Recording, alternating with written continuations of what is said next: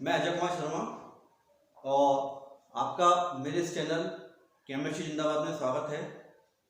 हम लोग इसे वीडियो को शुरू करें उससे पहले आप सभी से एक निवेदन है कि आप मेरे इस चैनल को लाइक करें, शेयर करें और सब्सक्राइब कर दें, ठीक है, जिससे आपको मेरी नई वीडियोस मिलती रहेंगी। और जब आप सब्सक्राइब करो तो आप बेल आइकन पर भी बटन को पुश कर देना। ओके दोस्तों, तो हम शुरू करते हैं। इसके बाद जो दोस्तों तीसरी जो नोमेनक्लेचर की पद्धति है वो है IUPAC nomenclature. And the IUPAC nomenclature is very important because यह जो नोमेनक्लेचर है वो सभी जगह पर एक समान रूप से प्रचलित है। IUPAC नोमेनक्लेचर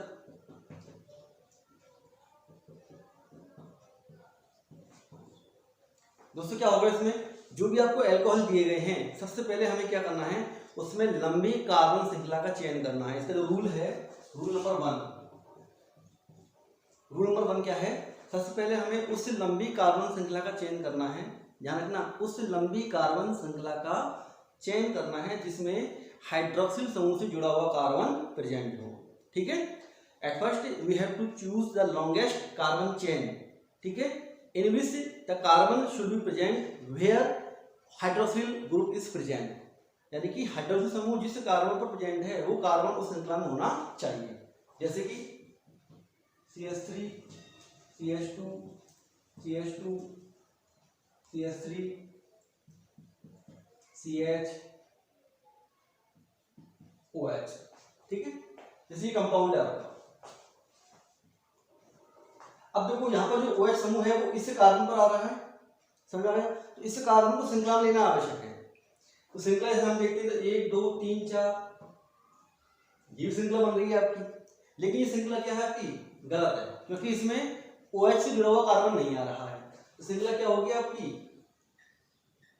ये श्रृंखला क्या होगी आपकी, ये वाली, ये आपकी सही होगी, ठीक है, क्योंकि इस श्रृंखला में OH से जुड़ा हुआ कार्बन प्रेजेंट है। समझ में आ गया आपको, ये डेफिनेशन समझ में आ गया। ये आपका पहला नियम कहलाता है कि हमें उस लंबी कार्बन श्रृंखला का चयन करना है जिसमें OH से जुड़े हुए कार्बन उस श्रृंखला में आ रहा हो, ठीक है। दूसरा नियम यह है कि हमें जो नोमेनक्लेचर करना होता है उससे पहले हमें उन कार्बनों को अंकन करना होता है, यानी कार्बन की नंबरिंग करनी होती है। तो नंबरिंग हम वहां से स्टार्ट करेंगे जहां से OH समूह से जुड़ा हुआ कार्बन नजदीक आता है, या OH समूह क्या होता है, नजदीक आता है। तो वहां से हमें क्या करना है, नंबरिंग करनी है जिस सिरे से, जिस साइड से OH ग्रुप जो है वो क्या रहा हो, पास आ रहा हो, नजदीक आ रहा हो। जैसे कि अब देखो यहां से हम करते हैं तो 1 2 3 4 5 5वें कार्बन पर क्या आ रहा है आपका, OH आ रहा है, 1 2 3 4 5 6, और यहां से नंबरिंग करता हूं 1 2 3 4 5 और ये 6। तो OH समूह कहां से नजदीक आ रहा है, OH समूह इस तरह से नजदीक आ रहा है, यहां से अगर मैं चलता हूं तो दूसरे पे कार्बन पर आ गया ये, ठीक है, और यहां से मैं चल रहा हूं तो 5वें कार्बन पर आ रहा है। इसलिए हमारा ये नोमेनक्लेचर क्या होगा, सही होगा, ये क्या होगा हमारा गलत होगा, ठीक है, समझ आ गया। इसमें देखें, देखो 1 2 3 4 5 6, और यहां से करते हैं तो 1 2 3 4 5 और 6, समझ आ गया। तो देखो यहां से कर रहे हैं तो तीसरे कार्बन पर ही आ रहा है, और इधर से कर रहे हैं तो चौथे कार्बन पर आ रहा है। तो कहां से करेंगे हम, यहां से करेंगे। ये क्या होगा आपका सही होगा, ये क्या होगा आपका गलत होगा, ठीक है दोस्तों। ये आपका क्या है, सेकेंड रूल है कि नंबरिंग हमें कैसे करनी है, समझ आ गया। चलो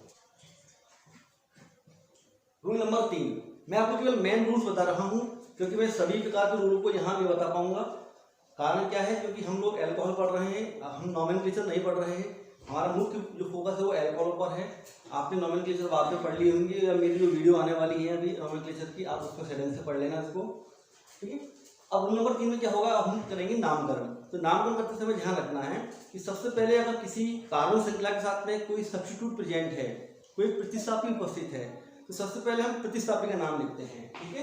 रूल्स क्या है, सबसे पहले क्या लिखते हैं, प्रतिस्थापी की स्थिति, ठीक है, क्या लिखेंगे सबसे पहले, प्रतिस्थापी की स्थिति। उसके बाद हम करेंगे फिर उसका प्रतिस्थापी का नाम।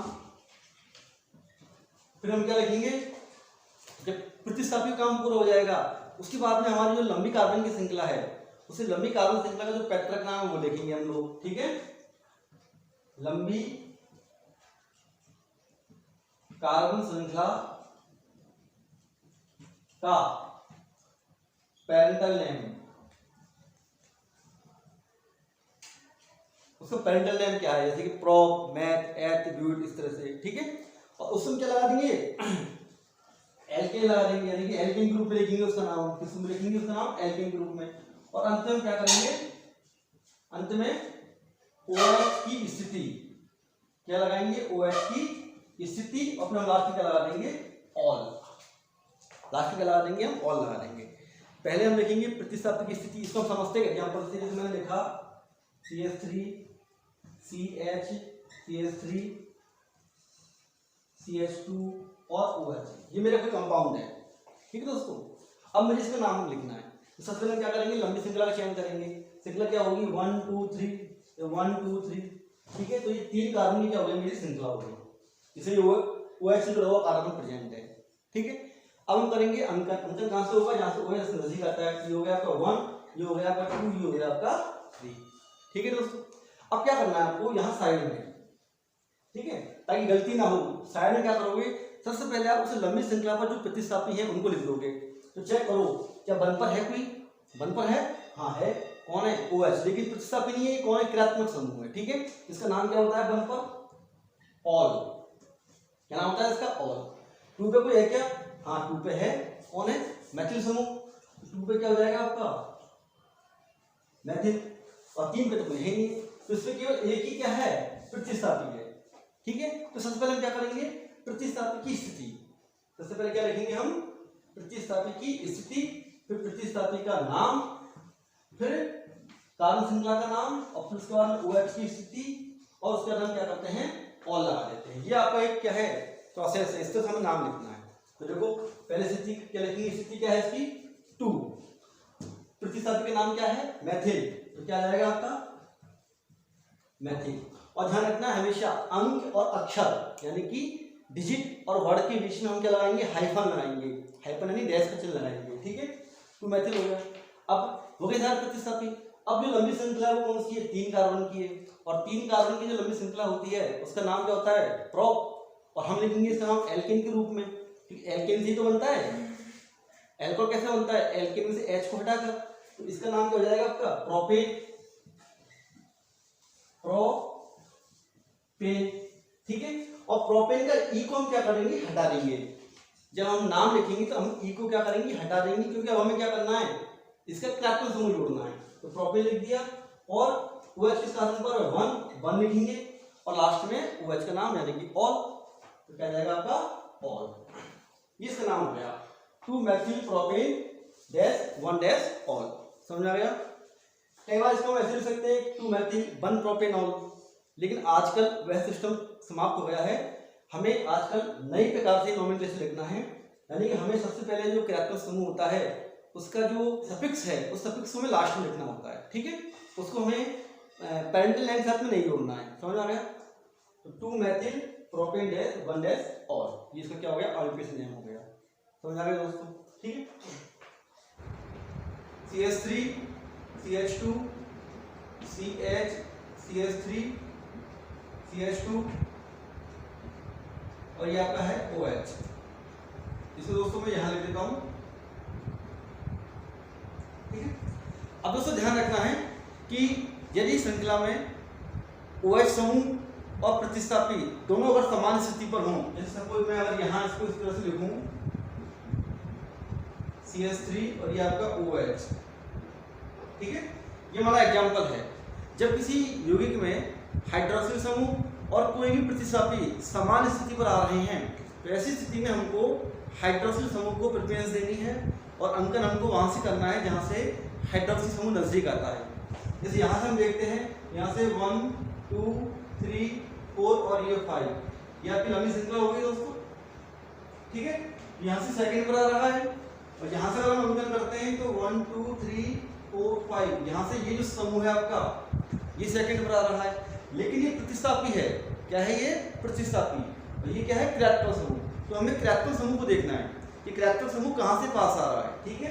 इसका अंकन कौन सा होगा सही, नंबरिंग ये वाली सही होगी, ये क्या होगी गलत होगी। ठीक है, अब हम क्या करेंगे, इसका नामकरण करेंगे। सबसे पहले हम क्या करते हैं, जो भी आपके प्रतिस्थापी हैं उनका नाम लिखेंगे। तो देखो यहां से हम कर रहे हैं, तो क्या एक पर कोई है क्या, कोई नहीं है। सेकंड पे कौन है, ऑल। थर्ड पे कोई नहीं है। फोर्थ पे क्या है, मैथिल। और 5 पे कोई नहीं है। ठीक है, तो इसका नाम लिखेंगे। सबसे पहले हम क्या लिखते हैं, प्रतिस्थापी की स्थिति। तो क्या हो जाएगा आपका 4 मैथिल। ठीक है, इसके बाद हम लिखेंगे पैतृक श्रृंखला का नाम। पैतृक श्रृंखला में कितने कार्बन है, 5 से क्या नाम होता है, पेंटेन। ठीक है, इसका क्या नाम हो जाएगा, पेंटेन डैश, किस स्थिति पर है हुआ है, सेकंड पर, सेकंड डैश ऑल। ठीक है दोस्तों, ध्यान रखना पेंटेन में ई नहीं लिखना है हमको, समझ आ गया, ई को हटाना है और उसके साथ पे क्या लगा देना है, हमको ऑल लगा देना है। तो ये इसमें क्या हो गया, नॉमेनक्लेचर हो गया। ठीक है, क्या हम देखते हैं हम लोग, CH3 C CH3 Cl Br, ये आपका OH। ये एग्जांपल है, ये इंपॉर्टेंट एग्जांपल है दोस्तों। देखो यहां हम देखें तो 1 2 3 पर OH आ रहा है, इधर से हम देखते हैं तो 1 2 3 पर OH समूह आ रहा है, यानी कि दोनों जगह से क्या है, OH समूह समान स्थिति पर है। तो ऐसी स्थिति में अब हमें क्या देखना है, हमें अब देखना होता है कि प्रतिस्थापी नजदीक कहां से आ रहा है। समझ में आ गया, जब दोनों ही स्थितियों से, ये रूल नंबर 4 है आपका, रूल नंबर 4 क्या है, जब दोनों ही सिरों से हाइड्रोक्सिल समूह समान स्थिति पर आता है तो हमें ये देखना है कि अब प्रतिस्थापी नजदीक कहां से आता है। ठीक है, जहां से प्रतिस्थापी नजदीक आएगा हमें नामकरण नंबरिंग वहीं से करनी है। समझ में आ गया। अब देखो यहां से हम देखते हैं तो 1 और 2 पर क्या है, प्रतिस्थापी आ रहा है, तो 1 2 3 4 5। और यहां से हम देखते हैं तो 1 2 2 पर क्या आ रहा है, प्रतिस्थापी आ रहा है 4 और 5। यह क्या होगी, लंबी श्रृंखला हो गई। ये इंपॉर्टेंट केस है दोस्तों, क्योंकि देखो इसमें यहां से भी सेकंड पर प्रतिस्थापी है, इसमें यहां पर भी सेकंड पर क्या है, प्रतिस्थापी है। और जो OH समूह है वो क्या है, सभी स्थान से यानी दोनों सिरों से समान स्थिति पर है। तो अब अंकन कहां से करें, तो ध्यान रखना, जब दोनों ही स्थितियों से, जब दोनों ही सिरों से हाइड्रोक्सिल समूह समान स्थिति पर हो और दोनों ही सिरों से प्रतिस्थापी भी समान स्थिति पर आ रहे हैं, तो हमें ये देखना है कि कौन सा प्रतिस्थापी अंग्रेजी के वर्णमाला के क्रमानुसार पहले आ रहा है। ठीक है, अंग्रेजी के वर्णमाला के अनुसार जो प्रतिस्थापी पहले आता है हम सबसे पहले उसी जगह से या उसी सिरे से नंबरिंग करते हैं। ठीक है दोस्तों, तो देखो यहां से हम देखते हैं ब्रोमो का B और ये क्या है, क्लोरो का C। तो B पहले आता है तो आपका अंकन कौन सा सही होगा, ऊपर वाला। ठीक है, समझ आ गया। तो 1 2 3 4 5 भी सही है, ये अंकन क्या है आपका गलत है। तो इसका जो नाम लोग क्या हो जाएगा, देखो हम लोग क्या करेंगे, पहले हम ये चेक कर लेते हैं कि कौन कौन से कार्बन पर कौन कौन से प्रतिस्थापी हैं। क्या एक पर है क्या, कोई नहीं है। सेकंड पर क्या है, ब्रोमो। थर्ड पर क्या है, ऑल। फोर्थ पर क्या है, क्लोरो। 5 पर क्या है, कुछ नहीं है। ठीक है, तो देखो हम क्या करेंगे, ये तो प्रतिस्थापी, ये तो आपका कैरेक्टर समूह है, इसको हम बाद में लिखेंगे। तो सेकंड में या फोर्थ में देखते हैं, पहले कौन आएगा आपका B, ब्रोमो। ठीक है, इसका नाम हो जाएगा 2 ब्रोमो डैश 4 क्लोरो। ठीक है, ये प्रतिस्थापियों के नाम हो गए। कार्बन श्रृंखला कितनी है, 5 है, तो क्या जाएगा आपका पेंटेन, क्लोरो पेंटेन। ई नहीं लिखेंगे, डैश। हाइड्रोक्सी समूह की स्थिति क्या है, 3, तो 3 पे क्या लगा देंगे हम, ऑल लगा देंगे। ये क्या हो गया, इसका नाम हो गया। समझ आ गया, 2 bromo 4 chloro pentane dash 3 dash all. ये आपका क्या हो गया, इसका नॉमेनक्लेचर हो गया। तो ये आपका रूल नंबर 4 था कि अगर दोनों ही स्थान से या दोनों ही सिरों से प्रतिस्थापी समान स्थिति पर भी आ रहे हैं, कैरेक्टर समूह समान स्थिति पर है, तो हमें यह देखना है कि कौन सा प्रतिस्थापी अंग्रेजी वर्णमाला के क्रमानुसार पहले आता है, उस सिरे से हमें क्या करना है, अंकन करना है। ठीक है दोस्तों, चलो ये था आपका जो मोनोहाइड्रिक एल्कोहल होते हैं उनका नामकरण। अब हम देखते हैं डाइहाइड्रिक एल्कोहल का नामकरण कैसे करेंगे। डाइहाइड्रिक एल्कोहल वही नियम रहेंगे सेम जो हम नियम पहले पढ़ते आ रहे हैं।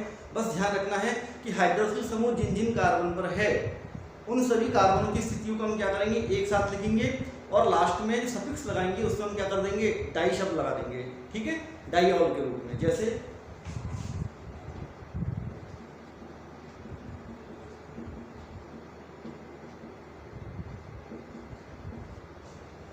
यौगिक है, यहाँ पर आपके दो OH समूह है, अंकन कहाँ से करेंगे, सबसे पहले हम चुनते हैं लंबी श्रृंखला, ये आपकी लंबी श्रृंखला हो गई, ये आपका अंकन हो गया 1 2 3 और 4, समझ आ गया, क्योंकि OH यहाँ से नजदीक आ रहा है।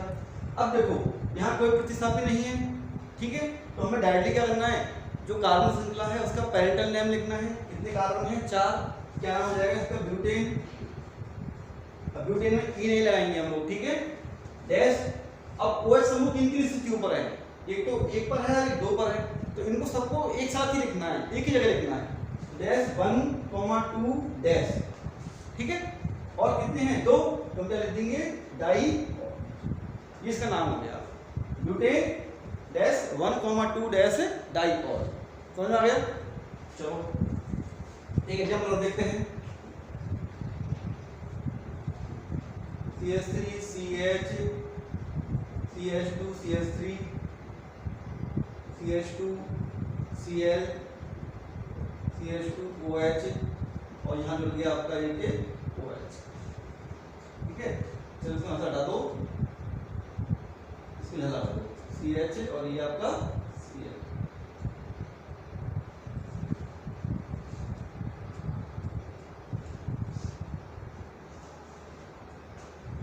ये कोई आपका कंपाउंड है, ठीक है। अब इसका हम क्या लिखेंगे, आईयूपीएसी नोमेनक्लेचर लिखेंगे। तो सबसे पहले हमें क्या देखना है, लंबी श्रृंखला लिखनी है।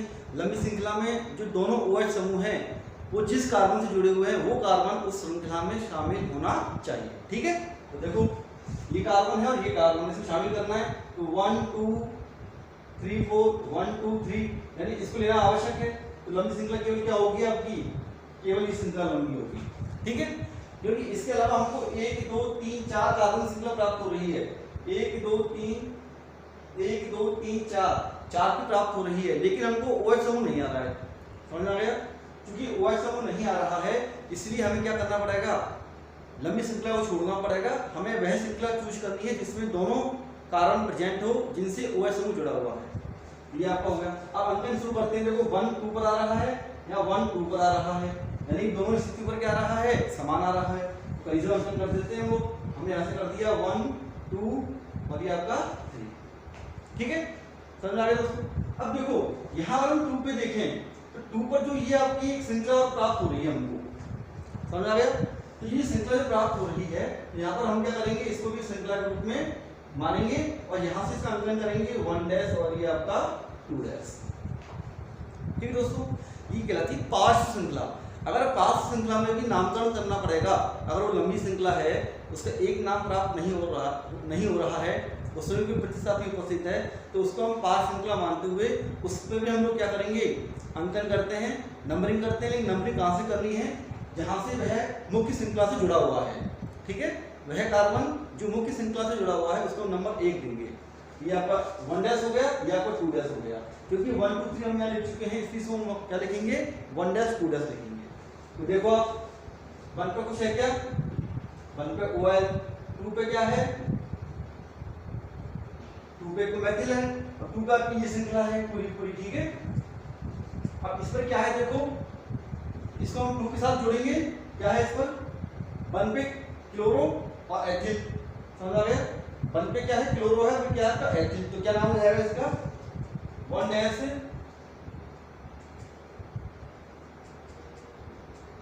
क्लोरो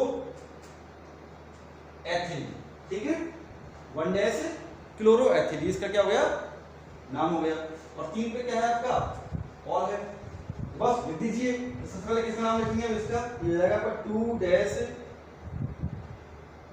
1 डैश क्लोरो एथिल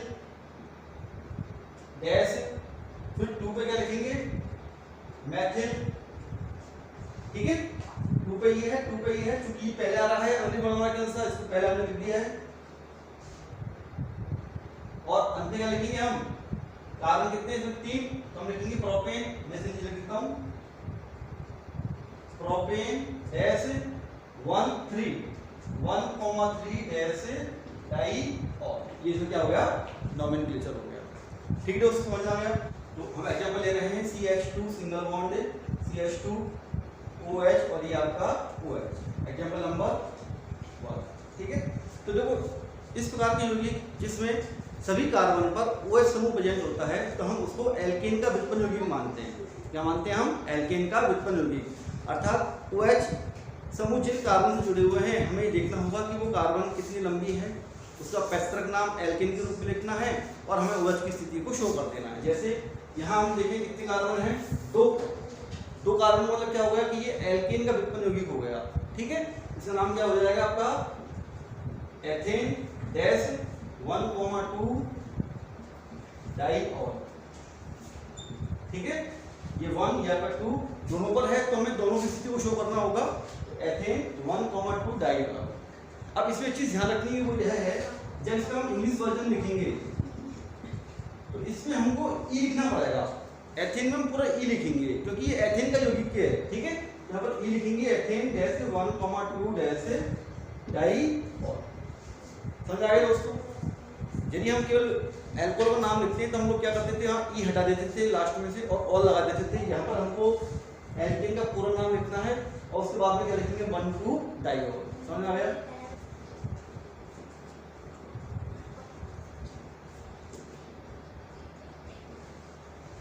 अब देखते हैं हम लोग ट्राइहाइड्रिक एल्कोहलों का नामकरण। जैसे CH2 single bond CH single bond CH2 OH OH और OH। ठीक है, अब यहाँ पर भी क्या है, तीनों कार्बन पर OH प्रेजेंट है तो इसको भी हम लोग क्या करेंगे, एल्केन का व्युत्पन्न लेकर चलेंगे। इसका नाम क्या हो जाएगा, 3 कार्बन है तो प्रोपेन डैश 1,2,3 ट्राइऑल। ठीक है, प्रोपेन डैश 1,2,3 ट्राइऑल। तो अब नोमेनक्लेचर में हम उन यौगिकों को ले रहे हैं जिसमें OH के साथ में कोई और दूसरा क्रियात्मक समूह प्रेजेंट हो, यानी एक से अधिक क्रियात्मक समूह हो। तो ऐसी स्थिति में आपको ये देखना होगा कि OH से जो क्रियात्मक समूह जुड़ा हुआ है वो प्रेफरेंस में कहाँ आता है। आपको याद होगा क्रियात्मक समूह की हमने एक प्रेफरेंस टेबल बनाई हुई थी, IUPAC नोमेनक्लेचर वाले चैप्टर में पढ़ा होगा आप लोगों ने। तो हमें प्रेफरेंस को चेक करना है, अगर एल्कोहल नीचे आता है तो वो वहाँ प्रतिस्थापित रूप में माना जाएगा, और एल्कोहल अगर ऊपर है तो उसे हम लोग क्रियात्मक समूह के रूप में मानेंगे। जैसे हम एग्जाम्पल समझते हैं, ये CH3 CH2 CH OH CH2 COOH। ठीक है, जैसे ये यौगिक है। अब यहाँ अगर हम देखें तो एक तो OH समूह है और ये आपका क्या है, COOH क्रियात्मक समूह है। 2 क्रियात्मक समूह आ गए। तो अब हमें देखना है इन दोनों में टॉप पर कौन आता है। तो टॉप पर कौन आता है, कार्बोक्सिलिक अम्ल C समूह आता है। तो इस यौगिक को हम एल्कोहल ना मानकर क्या मानेंगे, कार्बोक्सिलिक अम्ल मानेंगे। ठीक है, तो इसका अंकन हम वैसे करेंगे जैसे हम पहले करते आए हैं।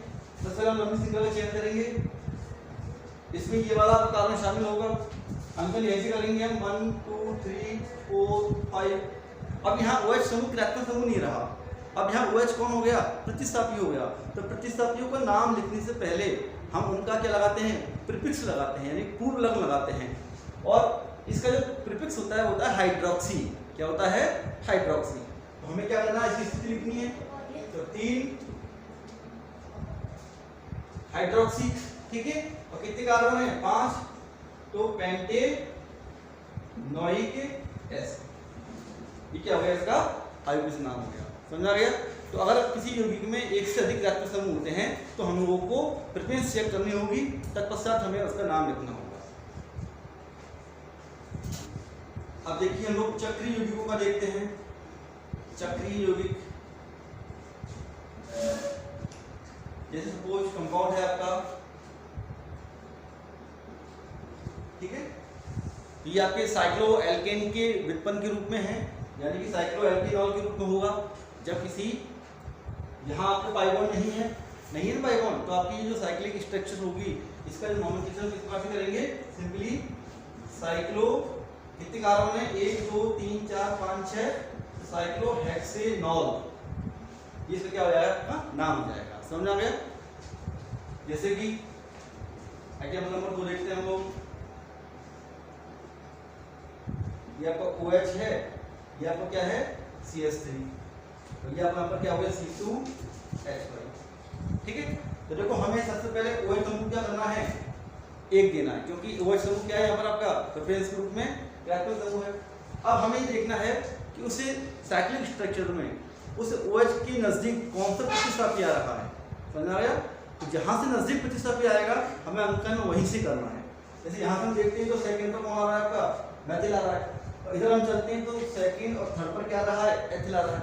क्योंकि सेकंड पर आ गया है, नजदीक है, तो अंकन क्या होगा 1 2 3 4 और ये आपका 5। ये क्या हो गया, आपका नंबरिंग हो गई। ठीक है। अब सबसे पहले हम क्या करेंगे, प्रतिस्थापी का नाम लिखेंगे उसकी स्थिति को शो करते हुए, और लास्ट में क्या लिख देंगे हम, साइक्लोएल्केनॉल। तो देखिए क्या नाम हुआ इसका। अब देखो एक पर क्या है आपका ऑल है, दो पे क्या है आपका मेथिल, तीन पे कुछ नहीं है, चार पर क्या है आपका एथिल, पांच पर कुछ नहीं है। तो इन दोनों में पहले कौन आएगा आपका, एथिल आएगा। ई क्या नाम जाएगा इसका, 4 एथिल डैश 2 मेथिल, और कितने कार्बन है 5। ये क्या हो जाएगा आपका साइक्लो पेंटेनॉल, क्या हो जाएगा साइक्लोपेंटेनॉल।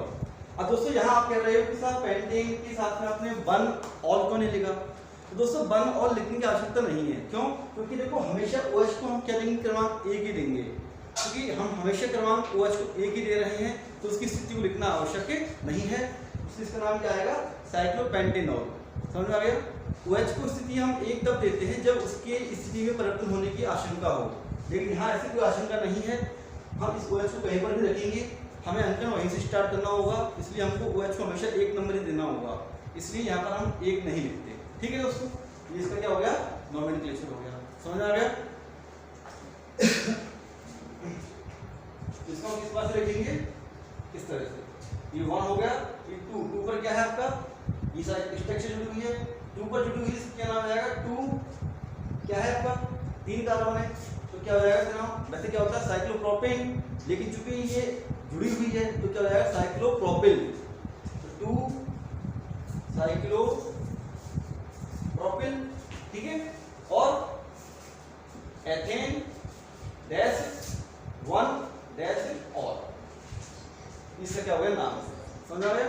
इसी प्रकार से हम यहाँ से नाम रख देंगे, अंकन खास करके ऐसे करेंगे 1 2 3 और 4। यहाँ क्या हो गया आपका, ये 4th पर आ गया, तो हम लिख देंगे 4 साइक्लो प्रोपिल, और कितने कार्बन है 4, तो ब्यूटेन डैश 1 डैश और। ये क्या हो गया, इसका आईयूपीएसी नाम हो गया।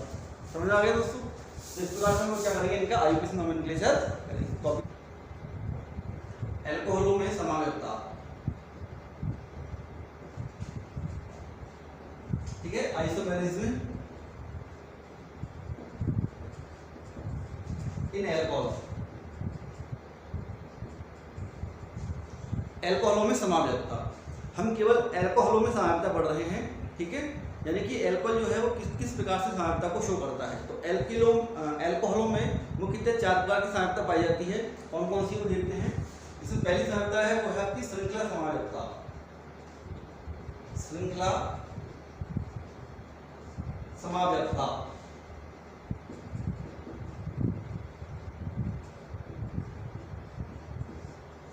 चेन आइसोमेरिज्म, ठीक है।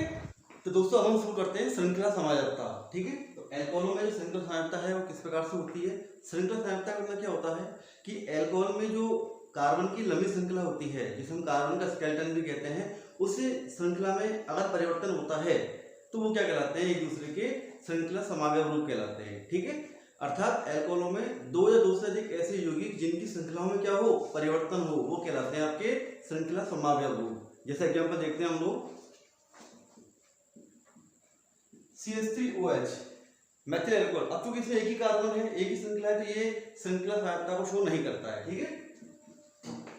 दूसरा है आपका CH3 CH2OH। अब यहाँ पर भी क्या है, 2 कार्बन की कोई श्रृंखला प्राप्त नहीं होगी, केवल एक ही श्रृंखला रहती है, तो यह भी श्रृंखला समावेशता को शो नहीं करता है। तीसरा है आपका CH3 CH2 CH2OH। अब देखो दोस्तों, ये जो आपका एल्कोहल है जिसे हम क्या बोलते हैं, प्रोपेनॉल, इसका जो नाम है वो क्या है, प्रोपेन डैश 1 डैश ऑल। अब इसको हम इस प्रकार से लिख सकते हैं CH3 CH CH3OH, और इन दोनों के जो अणुसूत्र वो क्या है कि समान है C3H8O, ठीक है। और हमको लग भी रहा है कि इसकी श्रृंखला में थोड़ा सा परिवर्तन हुआ है, लेकिन वास्तव में ये एक दूसरे के श्रृंखला समावेश रूप नहीं है। क्यों? क्योंकि इसको हम इस प्रकार से लिख सकते हैं CH3 CH CH3 और OH। देखिए अगर CH3 को मैं इधर कर दूं और OH को नीचे लिख दूं तो ये श्रृंखला है, ये वाली, ये वही श्रृंखला है जो ऊपर है आपकी, ठीक है। तो श्रृंखला में कोई परिवर्तन नहीं हुआ, केवल जो अल्कोहल समूह है OH समूह उसकी स्थिति में परिवर्तन हो गया। तो ये दोनों एक दूसरे के श्रृंखला समावेश रूप ना होकर क्या कहलाते हैं, ये आपके पोजीशन यानी कि स्थिति समावेश रूप कहलाते हैं, ठीक है। तो यहाँ पर भी श्रृंखला समावेशता नहीं पाई जाती। तो अल्कोहलों में जो कार्बन संख्या 4 होती है और उससे ऊपर के जो यौगिक होते हैं उनमें ही श्रृंखला समावेशता पाई जाती है। जैसे हम देखते हैं एग्जाम्पल C4H10O, ठीक है। अब इसके जो आइसोमर्स होते हैं वो इस प्रकार से होते हैं CH3 CH2 CH2 CH2OH। दूसरा बनता है इसका CH3 CH2 CH2 CH3, यहाँ में क्या लगा दिया, एक OH लगा दिया। तीसरा क्या बनेगा इसका CH3 CH CH3, एक आपका ये फोर्थ हो गया आपका, यहाँ पर लिखता हूं इसको CH3 C CH3 CH3 और OH, ठीक है। या कि 4 इसमें क्या हो गए, समागम हो गए। अब देखो यदि हम इसको एग्जांपल देखें, ये आपका क्या हो गया, पहला ब्यूटेन डैश 1 डैश ऑल, ये क्या हो गया आपका ब्यूटेन डैश 2 डैश ऑल, ठीक है, क्योंकि सेकंड पोजीशन पर आ गया। तो यहाँ पर क्या हो रहा है, यहाँ पर ये जो श्रृंखला है कार्बन की और यहाँ ये जो श्रृंखला है कार्बन की, ठीक है, ये क्या समान है, केवल परिवर्तन किसमें हुआ, OH समूह में हुआ। OH समूह जो पहले कार्बन पर था यहाँ पर, अब किस पर आ गया, दूसरे पर आ गया। तो ये एक दूसरे के श्रृंखला समावेश रूप नहीं हो सकते, ठीक है। लेकिन यहाँ हम देखें तो यहाँ पर श्रृंखला कौन सी है मैम आपकी, ये श्रृंखला है। तो ये श्रृंखला क्या है, 3 कार्बन की है, ये श्रृंखला क्या है कि 4 कार्बन की है। तो यहाँ श्रृंखला में क्या हो गया, परिवर्तन हो गया। तो ये क्या कहलाएगा, इसका श्रृंखला समावेश रूप कहलाएगा। इसमें देखिए हम यहाँ भी श्रृंखला कौन सी है आपकी, ये श्रृंखला है 3 कार्बन की, ठीक है। और OH कौन सी स्थिति पर है, पर सेकंड स्थिति पर है। तो 1 2 3, यहाँ OH कौन सी स्थिति पर है, 1 पर है। तो ये भी क्या है, इसका एक श्रृंखला समावेश रूप कहलाता है। तो अगर हम इन चारों एग्जाम्पलों में देखें तो हम यहाँ लिख सकते हैं, यहाँ लिख सकते हैं हम वो कि 1 और 2 यानी कि 1 और 3, 1 और 4, 1 और 4, 1 और 3 हो गया, 1 और 4 हो गया। इसी प्रकार से 2 और 3, ठीक है, और 2 और 4, ठीक है। ये सब क्या है आपके एक दूसरे के श्रृंखला समावेश रूप कहलाते हैं। समझ में आ गया दोस्तों, ठीक है। केवल 1 और 2 आपस में श्रृंखला समावेश रूप नहीं होंगे, ये एक दूसरे के स्थिति समावेश रूप कहलाते हैं, ठीक है दोस्तों। ये था आपका श्रृंखला समावेशता। एक बार हम दोबारा कैसे लिखेंगे इसको कि अल्कोहलों में 2 या 2 से अधिक ऐसे यौगिक जिनके अणुसूत्र तो क्या होते हैं, समान होते हैं, लेकिन उनकी जो श्रृंखलाएं होती हैं, उनकी कार्बन परमाणु की जो श्रृंखलाएं होती हैं, उस श्रृंखला में क्या होता है, परिवर्तन होता है। तो इस प्रकार के जो रूप होते हैं वो एक दूसरे के श्रृंखला समावेश रूप कहलाते हैं, ठीक है दोस्तों, बता लीजिए। सेकंड है आपकी स्थिति समावेशता।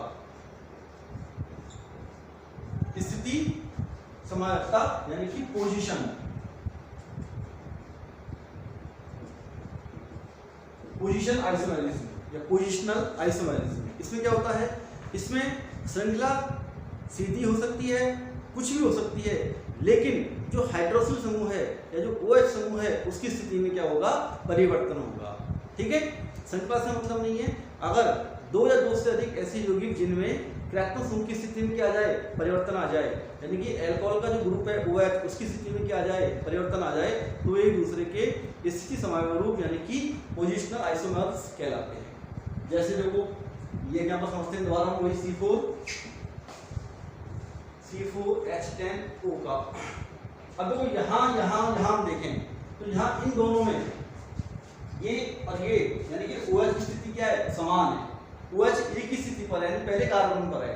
ये दोनों एक दूसरे के स्थिति समानुरूप नहीं कहलाएंगे, समझ आ गया।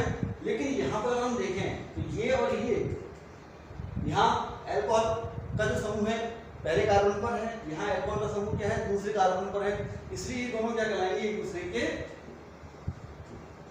पोजीशन या पोजिशनल आइसोमर्स कहलाएंगे। इसी प्रकार से ये भी क्या कहलाएंगे, एक दूसरे के ये और ये पोजिशनल आइसोमर्स कहलाएंगे, समझ आ गया आपको, ठीक है।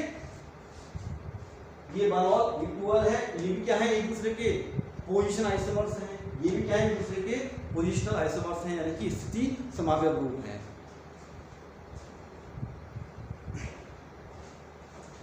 तीसरे प्रकार की सहायता होती है वो होती है इनमें क्रियात्मक समूह सहायकता। क्रियात्मक समूह समायकता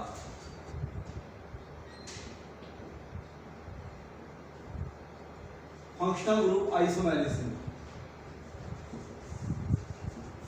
क्या होती है इनमें, क्रियात्मक समूह समायकता। क्रियात्मक समूह सहायकता क्या होती है दोस्तों, क्रियात्मक समूह सहायकता वह होती है जिसमें कोई एक यौगिक दो अन्य प्रकार के क्रियात्मक समूह को दर्शाता हो, ठीक है।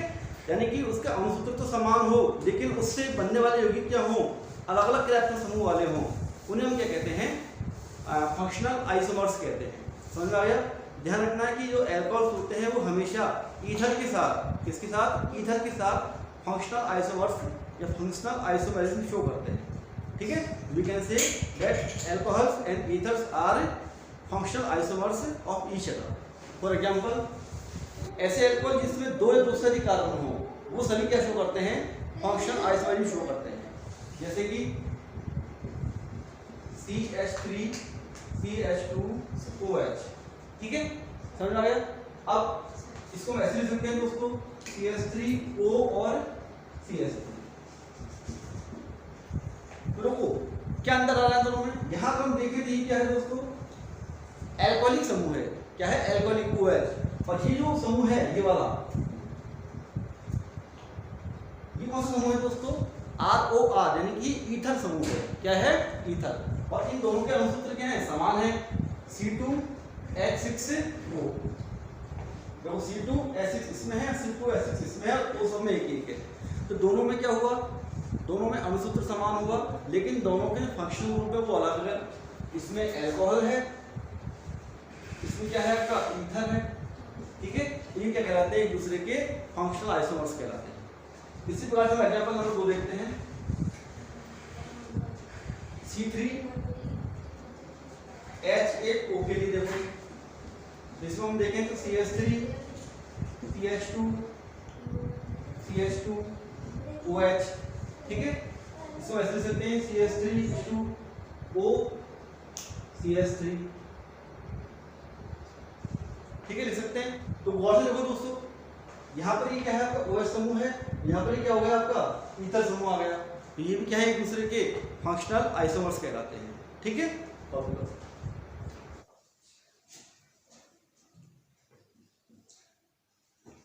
चौथा प्रकार है सहायकता का, वो है ऑप्टिकल आइसोमेरिज्म।